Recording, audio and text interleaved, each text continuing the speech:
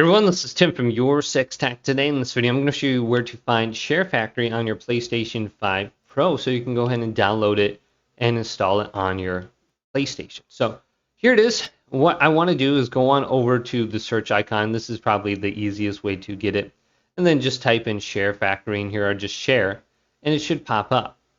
So we can see it right here. And just make sure you have games selected on the top, not media or players.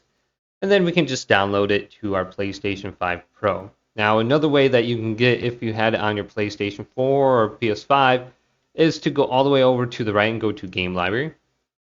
Go up to the top, go to Your Collection, and you should be able to find Sharefactory listed under here. You can go over to Search as well under here and just type in Share, and it should show up. And then you can go ahead and get it on your PlayStation 5 Pro via this method. So mine, I don't believe, was auto-installed. I actually had it install it before I could start using it. And I think it was like a 20 gigabyte something update or download. So hopefully this quick little video did indeed help you out. If it did, leave it a big thumbs up.